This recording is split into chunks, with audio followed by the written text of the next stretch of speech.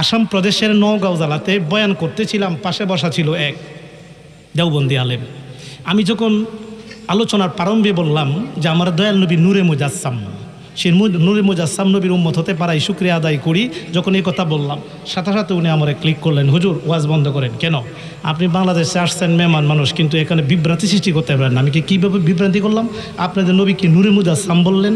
আমি হ্যাঁ, নূরে মুজাসসাম তো এটা আমাদের ঈমান, এটা আমাদের আকীদা। কথা ঠিক না বেটে? উনি বললেন না, নূরে মুজাসসাম যদি আপনার ঈমান হয়, আকীদা হয়, এটা ডকুমেন্ট দিতে হবে, দলিল দিতে হবে। আচ্ছা বলুন তো বাবা, সুন্নি আলেমরা কি দলিল ছাড়া কথা বলে? আমাদের প্রত্যেকটা কথার পিছনে দলিল আছে কি নাই?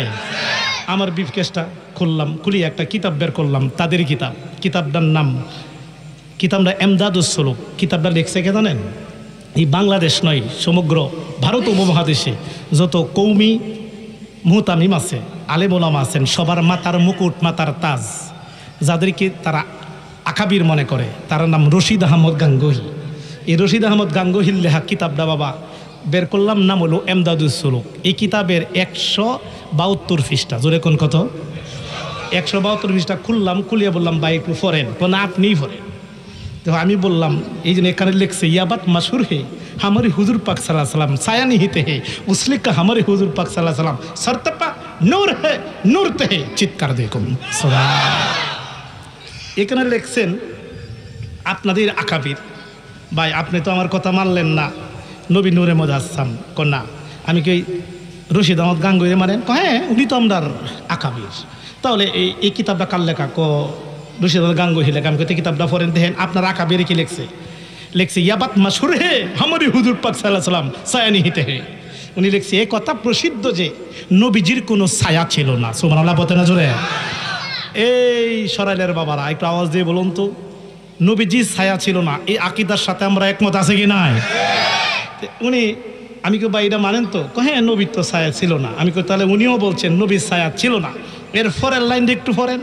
না আপনি পড়েন। আমি এর পরের লাইনে লিখছে নবীজির কেন ছায়া ছিল না, এর পরের লাইনে ওই লিখছে উসলিকা হামারে হুজুর পাক সাল্লাল্লাহু আলাইহি সাল্লাম সরতপা নূর হে নূরতে হে। এই জন্য নবীজির ছায়া ছিল না, কারণ নবীজির মাথা মোবারক থেকে পা মোবারক পর্যন্ত আপাত মুস্তক নূর ছিলেন, সব কিছু আল্লাহ পাকের নূর ছিলেন। এই জন্য নূরের কোনো ছায়া হয় না। চিৎকার দেখুন সুবহানাল্লাহ। যখন বাবা দলিলটা দিলাম লাজবাব হয়ে গেলেন, অর্থাৎ হেরে গেলেন।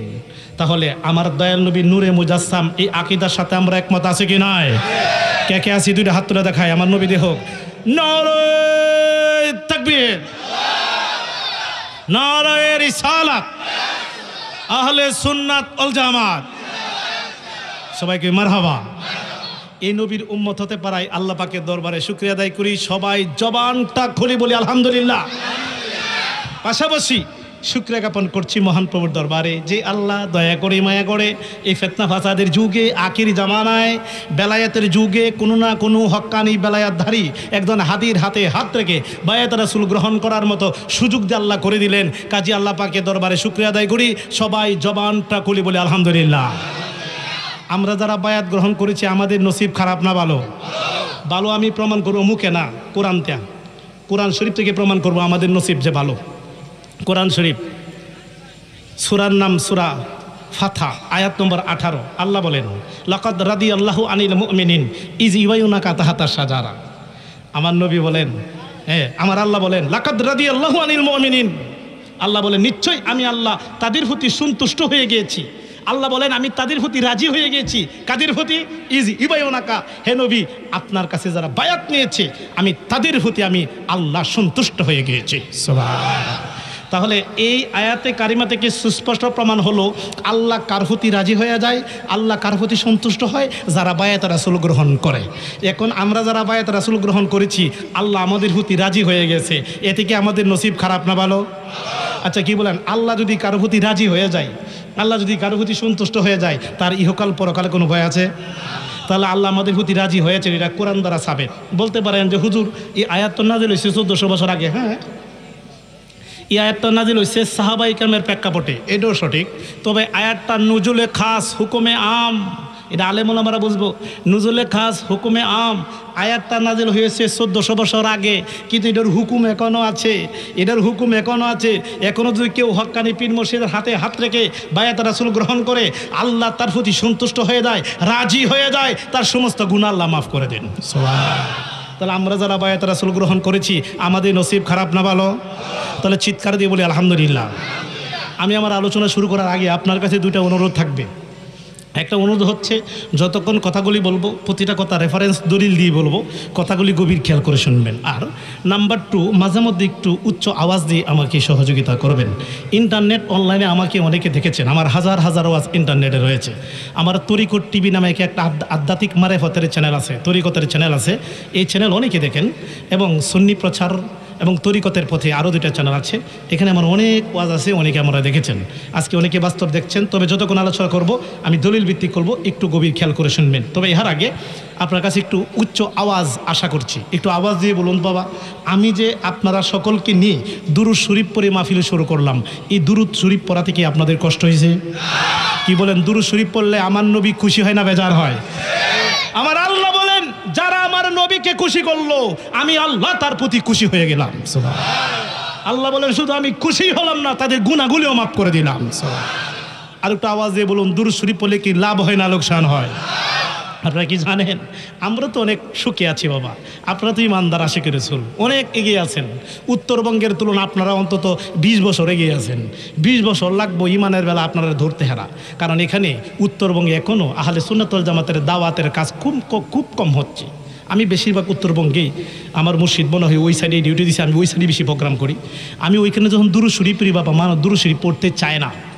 আমি জিজ্ঞেস করি, ভাই আপনারা দুরূদ পড়েন না কেন? ভাই দুরূদ শরীফ আগে পড়তাম হুজুর, এখন পড়ি না কেন? মৌলবীরা ফতোয়া দিছে দুরূদ শরীফ বলে সম্মিলিতভাবে পড়লে গুনাহ হইব, আর এটা নাকি গুনাহ হবে, এটা নাকি শিরকি গুনাহ হইব, এই জন্য হুজুর দুরূদ শরীফ পড়া ছাইরা দিয়েছে। জোরে কোন নাউজুবিল্লাহ। পরে বাবা এদের কি বুঝায় আবার দুরূদ শরীফ পড়াইছি, চিন্তা করছেন দুরূদ উড়াইয়া দিছে, দুরূদ পর্যন্ত নাই হে দেশে। যখন আমি কই নারায়ে তাকবীর ফরক আল্লাহু আকবার, যখন বলি নারায়ে রিসালাত, একটা লোক লাওরে না, কারণ বুঝেই না। নারায়ে রিসালাত কইলে যে কি কইতে বিটে বুঝে না, কারণ এই দাওয়াত গেছে না। আলহামদুলিল্লাহ আমি পর্যন্ত 2 থেকে 300 প্রোগ্রাম করেছি উত্তরবঙ্গে, আপনাদের দোয়া। এই উত্তরবঙ্গে 300 প্রোগ্রামই প্রত্যেকটা পোস্টারে নারায়ে তাকবীর আল্লাহু আকবার, নারায়ে রিসালাত ইয়া রাসূলুল্লাহ লেখাইছি, এবং প্রত্যেককে লোকেরা দাঁড়ায়া নিয়ে আমি মিলাদ কিয়াম করেছি, সুবহানাল্লাহ, এবং নারায়ে রিসালাত ইয়া রাসূলুল্লাহ বলাইছি। এতে আমরা খুশি না বেজার? এখানে আমরা যারা বসছি আমরা কিন্তু দুরুদের পক্ষে, তারা আমরা কয়, তারা আমরা কই সুন্নিরা তো দুরুদ পড়া সময় নষ্ট করে, নাউজুবিল্লাহ কইতে না জোরে। আচ্ছা কি বলবো বাবা, দুরুদ শরীফ পড়লে কি সময় নষ্ট হয় না সময় তুষ্ট হয়? চিন্তা করছে, দুরূদ শরীফ পড়লে বলে সময় নষ্ট। আমি কি আরে বুকা, দুরূদ শরীফ পড়ে তোর সময় কাটা আমার আল্লাহ, সুবহানাল্লাহ বলতে না জোরে। কি বলেন? আল্লাহ ফেরেশতাদেরকে নিয়ে দুরূদ শরীফ পড়ে কি পড়ে না? আমরা দুরূদ শরীফ পড়তে চাই কি চাই না? এখন কেন আমরা দুরূদ শরীফ বেশি পড়ি জানেন? কেন আমরা দুরূদ শরীফ বেশি পড়ি শুনেন সরাইলের বাবারা, আমরা সুন্নিরা বেশি বেশি দুরূদ শরীফ পড়ার কিছু কারণ আছে। বাতেলরা তোমরা যদি থাকো লেখে নাও, শিখে নাও, শুনে নাও, কেন আমরা সুন্নিরা বেশি বেশি দুরূদ শরীফ পড়ি। সহিহ তিরমিজিতে হাদিস খানা আছে, যে হাদিস খানা রাবি হলো হযরত ওমর ফারুক রাদিয়াল্লাহু তাআলা আনহু। ইনি বলেন, ইন্না দুআ মাওকুফুন বাইনা সামাই ওয়াল আরদে হাত্তা তুসালি আলা নবিকা। আমার নবী বলেন, কোন দোয়াই আল্লাহ দরবারে পৌঁছবে না, আসমান জমিনের মধ্যবর্তী স্থানে ঝুলন্ত অবস্থায় থাকবে। সরাইলের রসুলপুরের মাহফিলেই দোয়া হোক, মসজিদেই হোক, যে কোনো জায়গায় হোক, কোনো দোয়ায় আল্লাহর দরবারে পৌঁছবে না, আসমান এবং জমিনের মধ্যবর্তী স্থানে ঝুলন্ত অবস্থায় থাকবে, হাত্তা তুসালি আলা নবিকা, যতক্ষণ পর্যন্ত নবীজির উপর দুরূদ শরীফ পড়া না হবে। জোরে কোন সুবহান। তার আজকের মাহফিল কবুল হোক, এটা আমরা চাই কি চাই না? তার কবুলের জন্য দুরূদ শরীফ লাগবে কি লাগবে না? এই জন্য আমরা সুন্নিরা বেশি বেশি দুরূদ শরীফ দিই। আর 1 মিনিট দুরূদ শরীফ বলে কি কষ্ট হবে বাবা? এই দুরূদ শরীফ পড়ে আমি আমার আলোচনা পড়বে যাইতে চাই, তাই নবীর মহব্বতে একটু দুরূদ শরীফ পড়ে আল্লাহুম্মা সাল্লি আলা সাইয়্যিদিনা মুহাম্মাদ নাবি মাওলানা মুহাম্মাদ আল্লাহুম্মা সাল্লি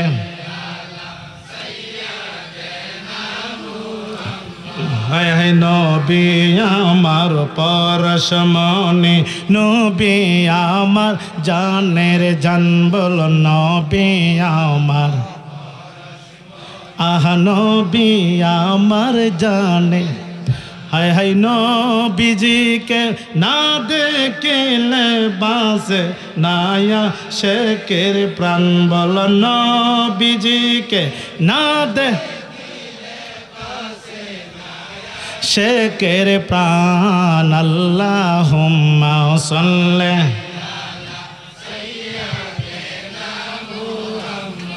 আদনা বিয়ানা মাওলানা মুহাম্মদ, আল্লাহুম্মা সাল্লি।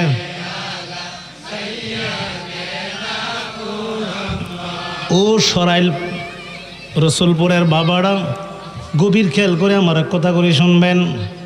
আমি প্রথমে আপনাদের কাছে জানতে চাই, আমার আল্লাহ 1,24,000 মতান্তরে 2,24,000 কমবেশ নবীকে আল্লাহ দুনিয়াতে পাঠিয়েছেন। আমি জানতে চাই এই 2,24,000 কমবেশ নবীর চাইতে আমার আপনার নবীজির দাম কম না বেশি? কেমন বেশি? গভীর কেন? কোরআন শরীফ 30 পারাতে একখানা সূরা আছে, যে সূরার নাম সূরা ইনশারাম। সূরা ইনশারার 4 নম্বর আয়াতে আমার আল্লাহ ঘোষণা দেয়া জানিয়ে দিলেন, ওয়ারাফা'না লাকা যিকরাক। আমার আল্লাহ কোন নবী গো, আপনার জিকিরকে, আপনি নবী শানমানকে আমি আল্লাহ নিজে বাড়িয়ে দিলাম। সুবহান। এই জ্ঞানী শ্রোতা একটু আওয়াজ দিয়ে বলুন, একটু আওয়াজ দিয়ে বলুন। হ্যাঁ, এইসব উনি হাদিয়া দিছে, মারহাবা কর না। আচ্ছা, আমার আল্লাহ বলেন এই আয়াতে কারিমা দ্বারা কি প্রমাণ হলো? একটু আওয়াজ দিয়ে বলুন, এই আয়াতে কারিমা দ্বারা কি প্রমাণ হলো? আমার আল্লাহ পাক আমার নবীজির সম্মান কি কমাইছে না বাড়াইছে? আল্লাহ যদি নবীজির শান বাড়ায়, আমরা কি নবীর গোলাম হয়ে, নবীর উম্মত হয়ে নবী পাকের সম্মানকে আমরা কমাইব না বাড়াইব? কিন্তু দুঃখ লাগে রে বাবা, নবীজি সম্মান বাড়াইবে দূরের কথা, এমন কিছু আলেম নামে জালেম বের হয়ে গেছে। নবীজি সম্মান বাড়াইবে দূরের কথা, নবীজি সম্মান কমাইতে কমাইতে কমাইতে কমাইতে এখন নবীজিকে আমরার মতন সাধারণ মানুষ বলা শুরু করে দিয়েছে। জোরে বল নাউজুবিল্লাহ। কি বলেন, আমার নবী সাধারণ না অসাধারণ? কিভাবে বলে নবী নাকি তাদের মতো মানুষ? আমি তোমাদেরকে বলতে চাই, তোমরা যারা নবীকে তোমাদের মতো মানুষ বলো, তোমাদের মতো আমার নবী মানুষ হবে দূরের কথা, আমার আপনার নবী তো কোনো নবীর মতোই না। কথা ঠিক না বেঠে? কেউ যদি নবীকে তাদের মতো মানুষ বলে তারা তো কাফের হবে। এমনকি আমার আপনার নবীকে কেউ যদি অন্যান্য নবীর মতো বলে তবু তারা কাফের। কি বলেন, আমার নবী কি মুসা নবীর মতো নেই, ঈসা নবীর মতো নেই, আদম নবীর মতো নেই? তাহলে আমার আপনার নবী আমাদের মতো সাধারণ মানুষ হবে দূরের কথা, আমার আপনার নবী কোনো নবীর মতোই না, বরং আকীদা রাখতে হইবে আমার আপনার নবী হইল সকল নবীগণেরও নবী।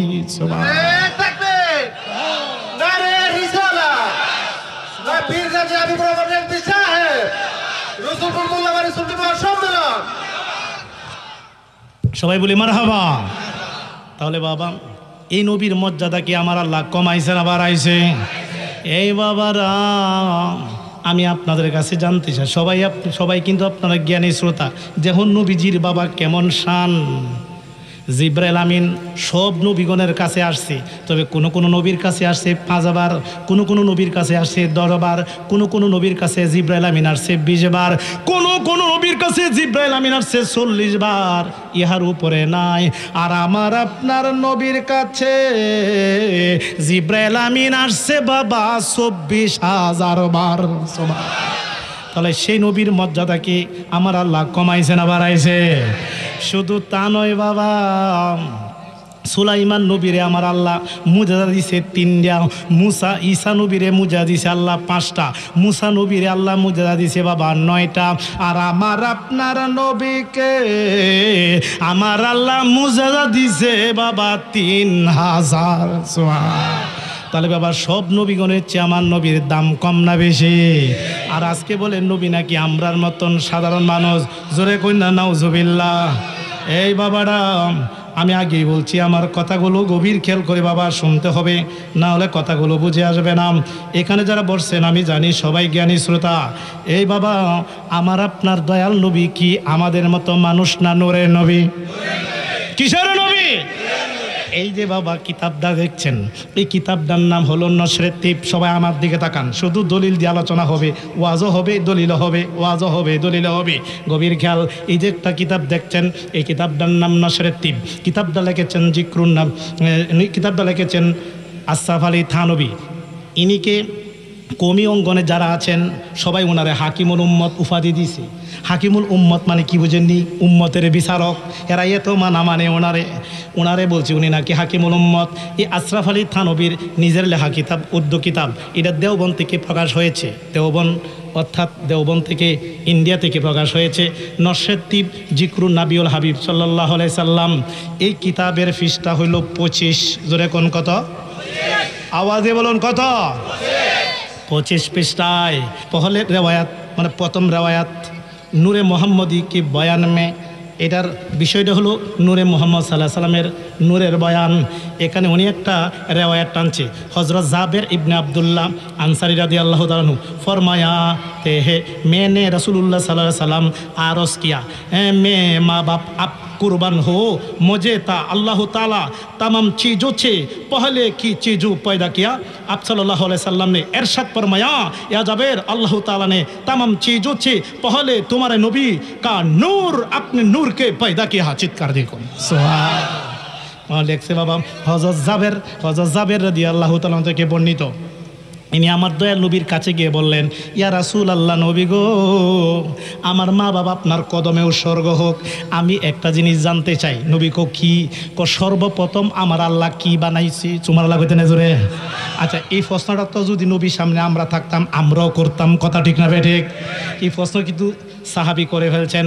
উনি বললেন, ইয়া রাসূল আল্লাহ, নবী গো, আমার মা বাবা আপনার কদমে উৎসর্গ হোক, আমি জানতে চাই গো নবী, সর্বপ্রথম আমার আল্লাহ কি বানাইছে? সব কিছুর আগে আল্লাহ কি বানাইছে? আমার নবী কয়, আপনি এরশাদ ফরমায়া, নবী সাল্লাল্লাহু আলাইহি সাল্লাম এরশাদ করবেন, হে জাবের, আল্লাহ তাআলা तमाम चीज़ों से पहले तुम्हारे नबी का नूर अपने नूर के पैदा किया। चित्कार दे হে জাবের, সর্বপ্রথম আমার আল্লাহ পাকের নূর দিয়া তোমার নবীর নূর আল্লাহ সৃষ্টি করছে। এই কিতাবটা কি আমরা না ওরার? কার? এটা থাকলে চলে, আমরা এইগুলি লাগে না, এটা দিয়ে হারাইরা থাকা, কথা ঠিক না ভাই? ঠিক। আমার বাহাস করলে ওদের এটাই যথেষ্ট। কারণ আমি কো ভাই আশরাফ আলী থানভী কেমন কয়, বাবা উনি তো আমরা মাথার তাজ, তে তাজ হলে কিতাবটা কাল লেখা উনারই তো, তে উনি কি লিখছে আমার ফইরা ফোনাও। তখন এই কিতাব মধ্যে এমন সুন্দর হয়ে লিখছে, সব কিছু সৃষ্টি করার আগে আল্লাহ পাকের নূর দিয়ে আল্লাহ নবীরে আল্লাহ বানাইছে। সুবহানাল্লাহ বলতে না জোরে? এরপরে আরও কি লেখেন, আপনার কি কষ্ট হইতেছে? এরপরে আরও কি লেখেন বাবা, দেখেন এখানে লিখছে, ওয়াক্তুন্না লোহ তাহানা, কলম তাহানা, বেহেস তাহানা, বাবা সুরুজ তাহানা, ফরসত তাহানা, আসমান তাহানা, জমিন তাহানা, সুরুজ তাহানা, সান্তানা ইনসান তাহানা। চিৎকার দেখ সুবহান। উনি দেখতেছেন নবীজিরে যখন বানাইছে আসমান ছিল না, লৌহ ছিল না, কলম ছিল না, চন্দ্র ছিল না, সূর্য ছিল না, বেহেস ছিল না, দুজক ছিল না, কোনো মানুষ জিন ইনসান কিছুই ছিল না। তখন আমার নবীর নূর আল্লাহ সৃষ্টি করছে। শুধু তা নয়, এরপরের পৃষ্ঠা বাবা একটা কথা উল্লাইলাম, কষ্ট হইতেছে আপনার? এরপরের পৃষ্ঠা বাবার 26 পৃষ্ঠার মধ্যে কি লিখছেন দেখেন, 5 রেওয়ায়াত, অর্থাৎ পঞ্চম রেওয়ায়াত থেকে উনি বর্ণনা করেছেন। হযরত আলী রাদিয়াল্লাহু তাআলা আনহু রেওয়ায়াত से का नबी के फरमाया में आदम अलैहिस्सलाम के पैदा आहरने से 100 साल पहले अपने नूर का हुजूर में एक नूर रखता है। चित्कार देखুন सुभान।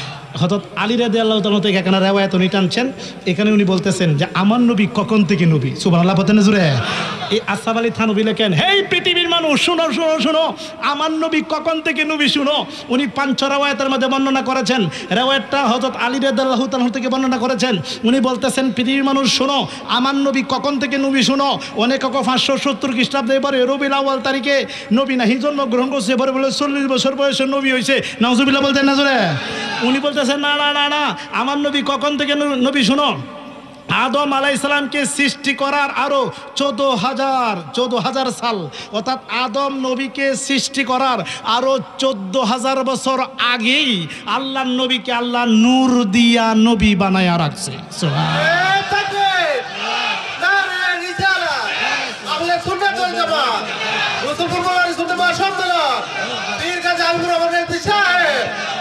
তাহলে বাবা এই কিতাব থেকে কি প্রমাণ হইল? এই কিতাব থেকে কি প্রমাণ হলো? আমার নবী কি মাটি না নূর? আমার নবী কি আদমের আগে নবী না পরে? কত আগে? 14,000 বছর আগে। সুবহানাল্লাহ বলতে না জোরে?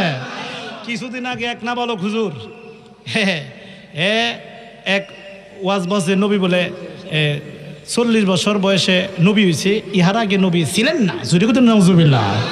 এটা আবার তাহির হিসাব প্রতিবাদ করছে। পরে তাহির সাহেবের পক্ষে আমি ভিডিও বানাইছি, অনেকে ফেসবুকে দেখছেন।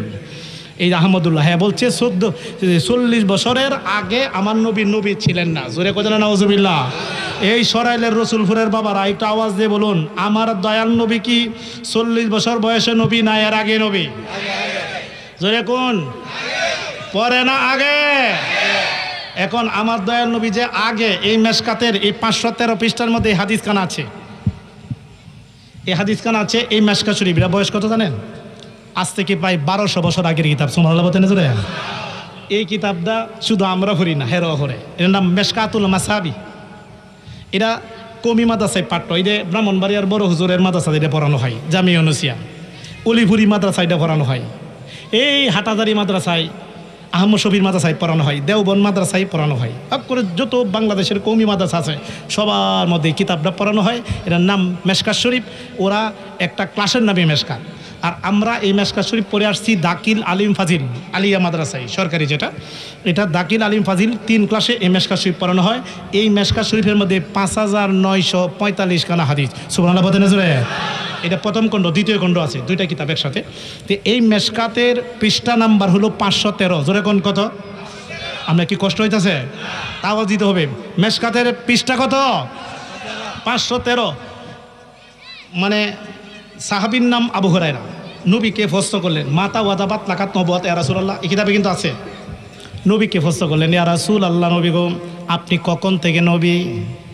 আমার নবী কয়, হে আবু হুরায়রা শুনো, আমি কখন থেকে নবী তুমি প্রশ্ন করলা? কহে কুনতু নাবিয়া ওয়া আদামু বাইনার রুহি ওয়াল জাসাদ, রাওয়াহু তিরমিজি। মেশকাতের হাদিস, মেশকাতও আছে, সহিহ তিরমিজিতে হাদিস আছে।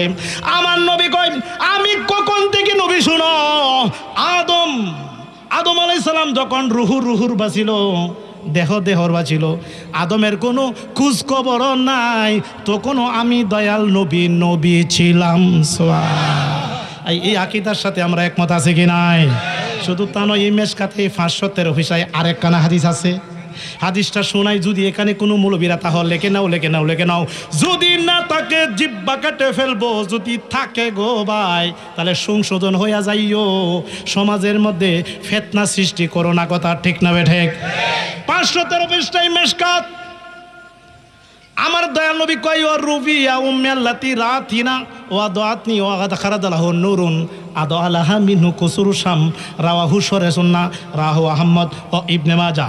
আমার দয়াল নবী কয়, আমি যখন আমার মা আমেনার মাধ্যমে দুনিয়াতে আগমন করলাম গো, তখন আমি দয়াল নবী নূর হইয়া আসলাম। কি হইয়া? নূর হইয়া আসলাম। শুধু নূর হইয়া আসলাম না, আমি নবীর নূরের সাহায্যে আমার মা আমেনা ঘরে বসে শত মাইল দূর সামদেশ, এই সামদেশ পর্যন্ত দেখতে পেয়েছিল। তাহলে আমার দয়াল নবীর নূর হইয়া আইছে, নবীর নূরের সাহায্যে মা আমেনা ঘরে বসে শত মাইল দূর সামদেশ, এই সামদেশ পর্যন্ত দেখতে পেয়েছিলেন। তাহলে এই হাদিস শরীফ দ্বারা প্রমাণিত হইল আমার নবী মাটি না নূর। এই আকীদার সাথে আমরা একমত আছে কি নাই?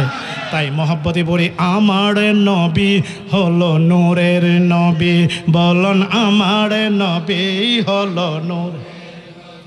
হায় হায় উম্মতের আমল তিনি দেখেন সবই, উম্মতের আমল তিনি দেখেন সবই, সেই নবীকে দেখার আমরা শাদি জেগেছে, বলুন সেই নবীকে শাদি জেগেছে নবীজি আমায় পাগল করেছে, বলুন নবীজি আমায় পাগল। আপনার কি খারাপ লাগে? নবীজির মহব্বতে নাচের কাছে ভালো লাগে না খারাপ লাগে? তাদেরই ভালো লাগবে যাদের কলবের মধ্যে আমার নবীর মহব্বত আছে। কথা ঠিক না বেঠিক? যে যাকে ভালোবাসে তার কথা তার মুখে মুখে থাকে, এটাই তো স্বাভাবিক। এই জন্য আমরা নবী নবী করি, কারণ আমাদের বিশ্বাস আল্লাহ ছাড়া মাবুদ নাই, নবী ছাড়া উপায়। কথা ঠিক না বেঠিক? তাই নবীর মহব্বতে নাতে রাসূলুল্লাহ গান গায়, যদি ঘুমান ঘুমের ঘরে আল্লাহ নবী দিদার হয়ে যেতে পারে। তাই মহব্বতে পড়ে আল্লাহর রাসূলকে যখন সৃষ্টি করে, বলুন আল্লাহ রাসূলকে যখন সৃষ্টি, আহা বন্ধুকে বন্ধু দেখেন মায়ার নজরে, বলুন বন্ধুকে বন্ধু দেখেন। হায় হায় সেই নবীজির উসিলাই সব সৃষ্টি হয়েছে, বলুন সেই নবীজির উসিলাই সব সৃষ্টি হয়েছে। নবীজি আমায় পাগল, এ বলুন নবীজি আমায় পাগল, এ বলুন আমার নবী হলো নূরের, এ বলুন আমার নবী হইল নূরে। এ হাই হাই উম্মতের আমল তিনি দেখেন সবই, উম্মতের আমল তিনি দেখেন সবই। সেই নবীকে দেখার আমরা শাদি জেগেছে, বলুন সেই নবীকে শাদি জেগেছে। নবীজি আমায় পাগল, এ বলুন নবীজি আমায় পাগল। চিৎকার দিয়ে বলুন আল্লাহু আকবার। মহব্বতি বলি ইয়া রাসূলুল্লাহ। এই সরাইলের বাবার আজকের হুশায় কিন্তু একটা হেডিং দেওয়া আছে, পবিত্র ঈদে মিলাদুন নবী সাল্লাল্লাহু আলাইহি সাল্লাম উপলক্ষে আজকের মাহফিল। কথা ঠিক না বেঠিক? আপনার সরাইলের বাবারা কি ঈদে মিলাদুন নবীর পক্ষে আছেন কি নাই? আমি দেখছি বাধা বিপত্তির মধ্যেও কিন্তু আপনারা ব্রাহ্মণবাড়িয়াতে বিশালভাবে ঈদে মিলাদুন নবী উদযাপন হয়েছে। কথা ঠিক না বেঠিক? আপনারা কিন্তু ব্রাহ্মণবাড়িয়ার এত নবীর প্রেমিক যে আছে এটা কিন্তু দেখাইয়া দিয়েছেন। এই ৩-৪ বছর ধরে আমরা দেখতেছি বাবা, যে ব্রাহ্মণবাড়িয়ার সদরে ঈদ মিলাদুন্নবী করতে পারে না, কিন্তু আপনারা এই 3-4 বছর ধরে বড় পরিসরে ঈদ মিলাদুন্নবী কইরা দেখাইয়া দিয়েছেন। কথা ঠিক না বেঠিক? আপনারা আশিকি রাসূল, আমরা কি মিলাদুন্নবীর পক্ষে আছে কি নাই? অনেকে কইব যে আপনারা যে মিলাদুন্নবী করেন এটা আবার কোন ঈদ পাইছেন? যে আমরা ঈদুল ফেতর ঈদুল আজহা দুই ড্রেস চিনি, কিন্তু আবার ঈদ মিলাদুন্নবী এটা কোন জাতের ঈদ? এটা তো চিনেন। আমি কে হ্যাঁ, এটা না চিনার পিছনে কারণ আছে, কারণ ইমানি নূর ভিতরে ঢুকছে না। কথা ঠিক না বেঠিক? আচ্ছা আপনারা বলেন ঈদুল আজহা ঈদুল ফেতরের থেকে কি ঈদ মিলাদুন্নবীর দাম কম না বেশি? তোমরা কিতাবটা কিনে নিও, যদি না থাকে জিব্বা কেটালাম। কিতাবটার নাম আল মাওয়ারিদুর রাবি ফি মাউলিদিন নবী সাল্লাল্লাহু আলাইহি সাল্লাম। কিতাবটা লেখছেন যিনি তোমরা মানো আমরা মানি, ওনার নাম মোল্লা আলী কারি রহমাতুল্লাহ আলাইহি। কিতাবটা আমার কাছে আছে। এই মোল্লা আলী কারি রহমাতুল্লাহ আলাইহি বলছেন, তোমরা ঈদ মিলাদুন্নবী চিনো না? চিনে নাও। 365 দিনের মধ্যে 365 রাতের মধ্যে একটা রাত আছে, যদি কেউ জাগ্রত থাকে ইবাদত করে, তার আমল নামার মধ্যে 1000 মাসের ইবাদত, অর্থাৎ 83 বছর 4 মাসের ইবাদত তার আমল নামায় লেখা হয়। বলুন তো এই রাতটার নাম কি? লাইলাতুল কদর। জোরে বলুন কি? এখন আমরা যদি সরাইলবাসীরা, ব্রাহ্মণবাড়িয়ার সরাইলবাসীরা যদি আল্লাহরে প্রশ্ন করি, আল্লাহ গো জানতাম চাই তুমি সব রাত বানাইলা, তুমি সব দিন বানাইলা, 365 রাতের মধ্যে এই রাত্রে এত মর্যাদা দিলা কেন? এই রাত ইবাদত করলে 365 এই রাত ইবাদত করলে 1000 মাস থেকে উত্তম হয়, 83 বছর 4 মাসের ইবাদত টাকা হয়। তাহলে জানতাম চাই আল্লাহ এই রাতে কি আছে, এটা এত বরকত কেন? আল্লাহ বলবেন শুনো শুনো, এই রাতের মর্যাদা আমি আল্লাহ এই কারণে বাড়াইছি, কারণ এই রাতের মধ্যে কোরআন শরীফ আগমন ঘটছে। সুবহানাল্লাহ।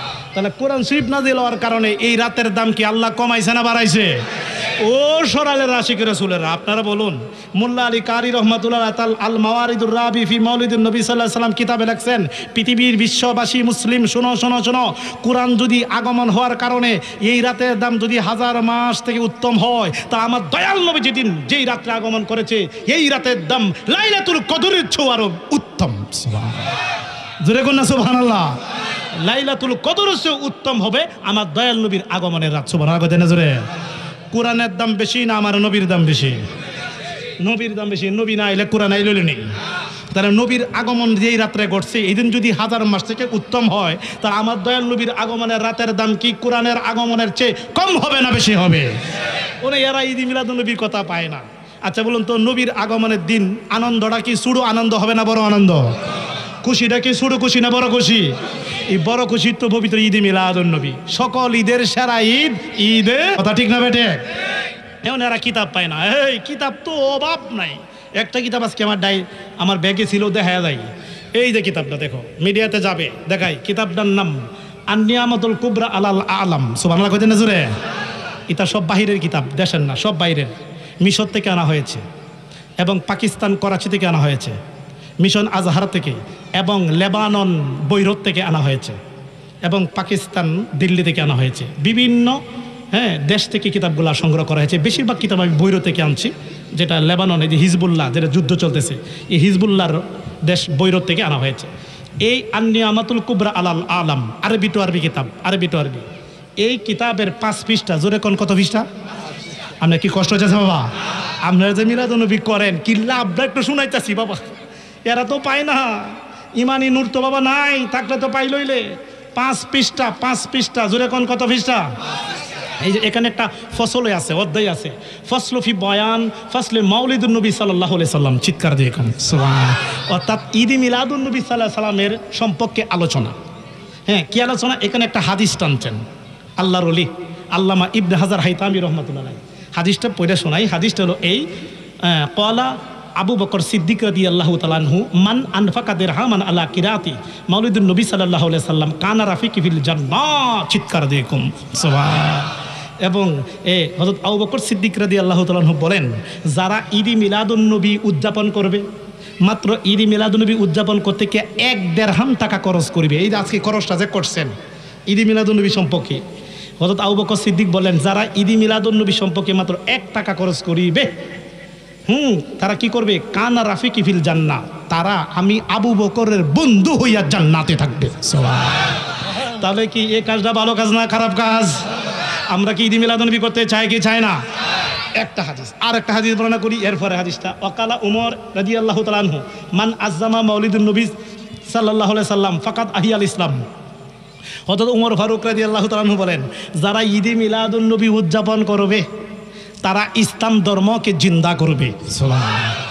এরপরের হাদিস মৌলা আলী কো, যারা ঈদে মিলাদুন্নবী উদযাপন করবে, তাদের মৃত্যুটা হবে ঈমানি মৃত্যু এবং দয়াল নবীর সাথে মুলাকাত হবে। সুবহানাল্লাহ। তাহলে আমরা কি ঈদে মিলাদুন্নবীর পক্ষে আছি কি নাই?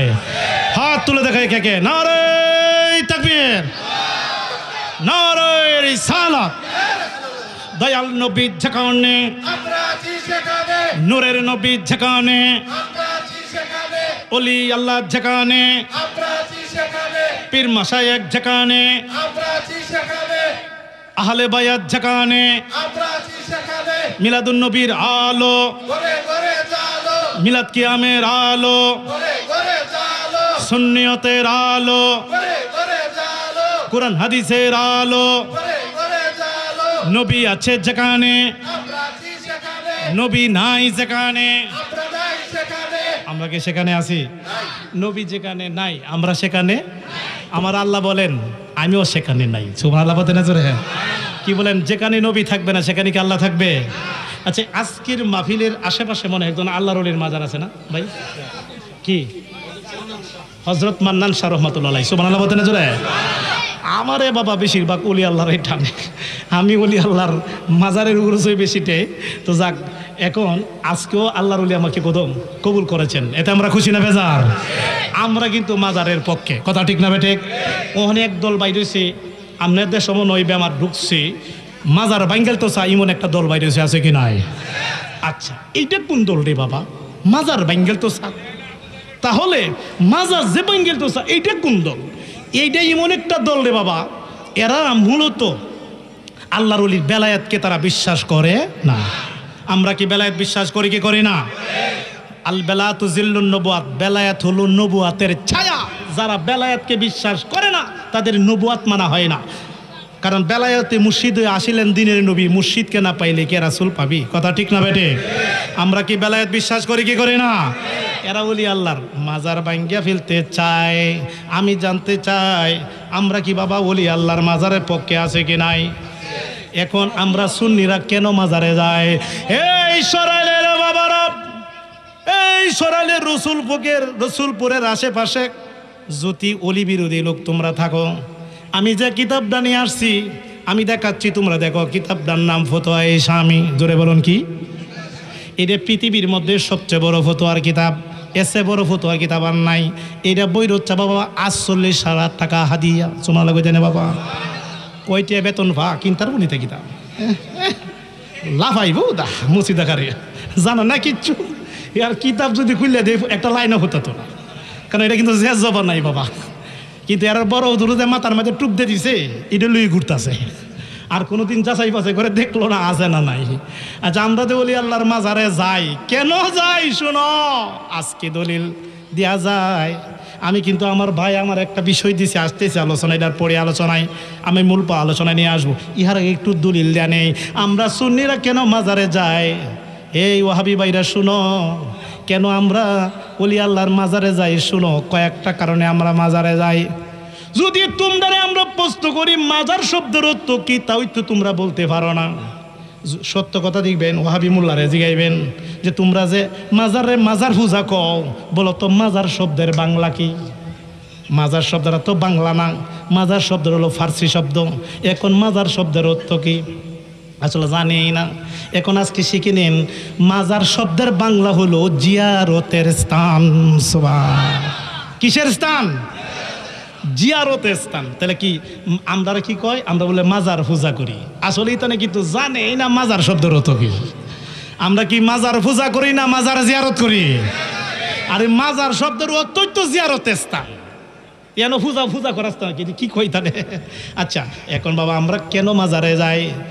এই বাতেলারা শোনো, আমরা মাজারে যাই আল্লাহর হুকুম পালন করার জন্য। সুবহানাল্লাহ। ও হাবিবুর রহমানের বিডি কি কইলেন? ওলি আল্লাহর মাজারে যান আল্লাহর হুকুম পালন করার জন্য। আল্লাহর হুকুম কোসিনি মাজারে যাইবে লাগে? হ্যাঁ, তোমরা পাও না আমি বইলাই দেই। ওলি আল্লাহর কাছে যাওয়ার জন্য আল্লাহ হুকুম করছে, এই জন্য আমরা যাই। কোন জায়গাত করছে? সূরা তওবার 119 নম্বর আয়াতে আমার আল্লাহ বলেছেন, ওয়াকুনু মা'আস সাদিকিন। আমার আল্লাহ বলেন তোমরা সত্যবাদী আল্লাহওয়ালা যারা তাদের সঙ্গী হও। সুবহানাল্লাহ। এখন সত্যবাদীদের সঙ্গী হইতে বলছেন কে? এই সরালের বাবার আওয়াজ দিয়ে কোন আল্লাহর ওলিরা কি মিথ্যাবাদী না সত্যবাদী? এখন সত্যবাদীদের সঙ্গী হতে বলছেন কে? এখন আল্লাহর ওলিরা মরা না জিন্দা? জিন্দা। আমি বলি না যদি না তাকে জিব্বা কাইটা ফেললাম। মেরকা শরীফ 2য় খণ্ডের মধ্যে আছে। আমার নবী বলেন, মোল্লা আলী কারি রহমাতুল্লাহ আলাইহি কোলটা তুলে ধরেছেন, হাদিসটা তুলে ধরেছেন, ইন্নাল আউলিয়া লা ইয়ামুতুনা, নিশ্চয় ওলিগণ মরে না, মরে না। এন্তাকিলুনা মিনাদ-দার ইলাদ-দার। একজন আল্লাহর ওলির মরণটা হইলো এক গতে আরেক ঘরে যাওয়ার মতো। জোরে কোন সুবহান। তাহলে ওলি আল্লাহরা মরা না জিন্দা? এখন জিন্দা ওলি আল্লাহর কাছে যাইতে বলছেন কে? সত্যবাদীদের কাছে সত্যবাদীর সঙ্গ নিতে বলছেন কে? এখন আমরা ওলিদের মাজারে এই কারণে যাই, বাবা শাহজালালের দরবারে এই কারণে যাই, আল্লাহর হুকুম পালন করার জন্য। সুবহানাল্লাহ বলেন জোরে। এখন 2 নাম্বার, কেন আমরা ওলিদের মাজারে যাই?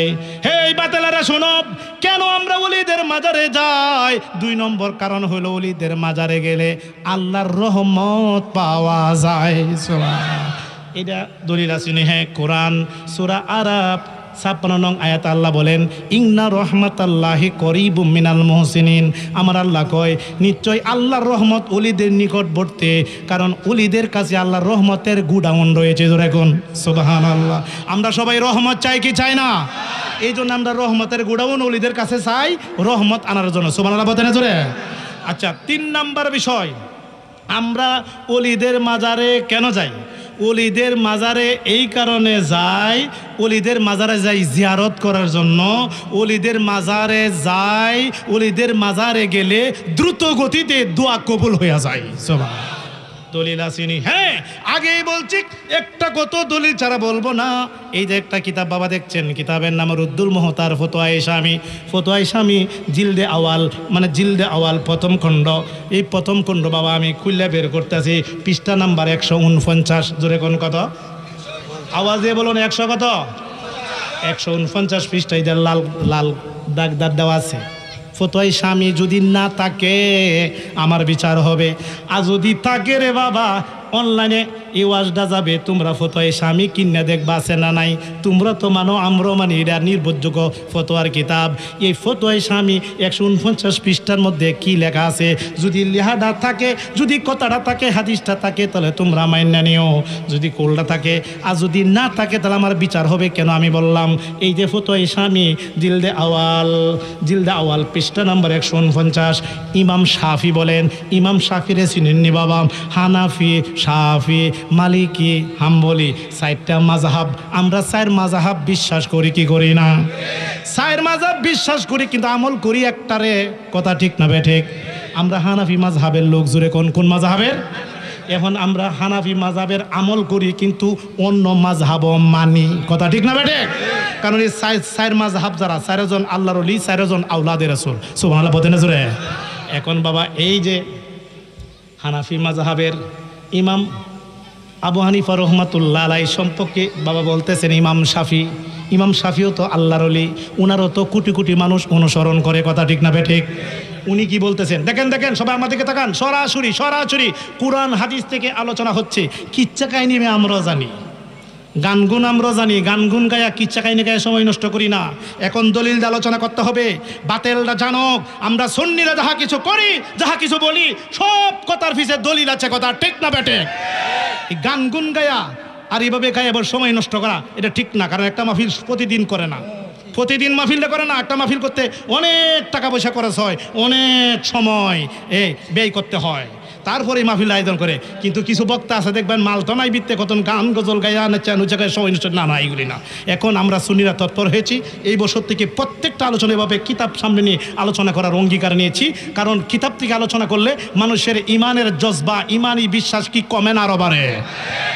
আমরা তো একটা দলিল দিলেই যথেষ্ট, কিন্তু ওরা 1000 দলিল দিল মানতে চায় না। কথা ঠিক না বেঠিক? এরপর আমরা কয়ে দেয়, যদি নসিব ভালো থাকে তাহলে হেদায়েত হবে। কথা ঠিক না বেঠিক? এই যে বাবা, এই বাবা ফতোয়ায় স্বামী প্রথম খণ্ড 149 পৃষ্ঠার মধ্যে ইমাম শাফি কি বলেন, সবাই আমার দিকে তাকান। কলা ইমাম গাজালি, ইন্নি লা তাবাররাকা বি আবি হানিফা ও আজিজু ইলাল কাবারি। হযরত ইমাম শাফি বলেন, আমি ইমাম আবু হানিফার মাজার থেকে আমি বরকত হাসিল করি। সুবহান। কি করে? বরকত হাসিল করে। তাহলে বোঝা গেল ওলিদের মাজারে গেলে বরকত, রহমত পাওয়া যায়। কথা ঠিক না বেটে? ইমাম শাফি কয়, আমি আবু হানিফার মাজাতে কি আরি বরকত হাসিল করি। হাসিল করার পরে এরপরে কি, যে ফাইজা আরাদাত লিহাজ্জাত, যখন আমার মধ্যে কোনো বিপদ আসে, আমার মধ্যে কোনো মুসিবত আসে। কে বলতেছে? ইমাম শাফি কই, যদি আমার মধ্যে কোনো মুসিবত আসে, আমার মধ্যে যদি কোনো বিপদ আসে, তারপরে আমি কি করি? সল্লাইতু রাকাতাইনি, আমি আবু হানিফার মাজারে চলে যাই। মাজারে গিয়ে আমি 2 রাকাত নফল নামাজ পড়ি। সুবহানাল্লাহ বলতে না জোরে?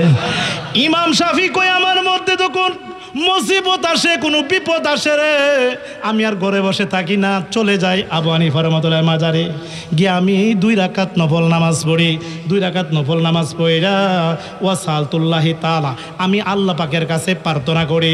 প্রার্থনা করার পরে ইন্দাল কাবারি, ওনার মাজারের পাশে ফাতাকদিউ সারিয়ান, যখন আমি দোয়া করি গো, সাথে সাথে এই দোয়া কবুল হইয়া যায়। ইমাম শাফি কই, আমার মধ্যে যখন মুসিবত আসে, আমি আবু হানিফা রাহমাতুল্লাহ মাজারে চলে যাই, গিয়া 2 রাকাত নফল নামাজ পড়া যখন আমি আল্লাহর কাছে দোয়া করি, এই দোয়াটা কবুল হইয়া যায়, আমার মনোবাঞ্ছা কবুল হইয়া যায়। সুবহান।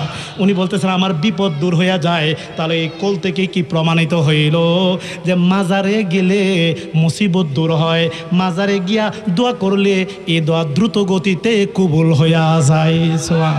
তাহলে আমরা মুসিবত পড়লে আমরা ওলি আল্লাহর মাজারে গিয়া 2 রাকাত নফল নামাজ পড়ে যদি আল্লাহর কাছে দোয়া করি, সাথে সাথে তার মুসিবত দূর হয়ে যায়। সুবহানাল্লাহ বলতে নজরে? তাহলে কি এই দলিল দ্বারা কি প্রমাণিত হইল? ওলি আল্লাহ এক ওলি আরেক ওলির মাজার জিয়ারত করে নফল নামাজ পড়া মাজারে গিয়া দোয়া করছে কি করছে না? আমরা কি মাজারে গিয়া দোয়া করি কি করি না? আজকে তারা কত বড় মিথ্যাবাদী, এরা কয় আমরা বলে ওলির মাজারে গিয়া পূজা করি। আচ্ছা, আমরা কি মাজার পূজা করি না মাজারে জিয়ারত করি? কত বড় মিথ্যাবাদী। কয় কি মাজারও তো গাজাকা, মাজার বলে গাজাকা। আমি বলছি, এই মিথ্যা কথা কইস না। একটা বুকটার মধ্যে হাত দেখছে, তুই ওলির মাজারে গেছিস কোনোদিন? গেছি। তে কসে কোন উলির মাজারের ভিতরে গাঞ্জাকা একটা উলির মাজার আমার দেখা কোন না মাজারের ভিতরে না বাইরে আর দেখছেনি আমি এই তো কথাটা লয়ে গেছ কখন সেই কথার মধ্যে তো এখনই তুই নাই তুই কইছস মাজারের ভিতরে গাঁজা অন্ধন দই যাচ্ছি পরে কোন না মাজারের ভিতরে না বাইরে আচ্ছা ঠিক আছে বাইরে যে গাঁজা কা আচ্ছা কোনো মৌলবিকা গাঁজা কোনা সুন্নি কোনো বক্তা গাঁজা কা কোনা সুন্নি কোনো ভালো সুস্থ ব্রেনি জ্ঞানী যারা এরা গাঁজা কা কোনা কেডাকা কই ফাগল এরা খা যে ফাগল এরা কা তোর কিছু কিরে পাগলটা তো শরীয়তের গণ্ডির বাইরে এরা রইলে তুই মাথা কুটস করে ইতান্ডাল্লা বিচারক তারা মাফ করে দিতে পারে কথা ঠিক না বেঠে পাগল লয়ে তোরা তো মাথা খরচ করে পাগলটা গাঁজা খায়ালা পাগলটা ডেনেতে তুললে ময়লা খায়ালা এরা তো আমরা শরীয়তের গণ্ডির বাইরে ভালো কোন লোকটা গাঁজা খা কোন না ভালো রাখা না তাহলে এইভাবে কথা কইও না ওলি আল্লাহর মাজারে কেউ গাঁজা খায় না আমি নিতে গিয়েছি খাজা বাবার মাজারে দেখেছি মামা মাজারে গিয়া গাঁজা খাবি দূরের কথা একটা লোক উজু সারা মাজারে বিতে ঢুকেই না কথা ঠিক না বেটে আমরা কি ওলি আল্লাহর মাজারে যেতে চাই কি চাই না আল্লাহ পাক এদের সবল থেকে আমাদের ঈমান হেফাজত করুক সকলে বলি আমিন।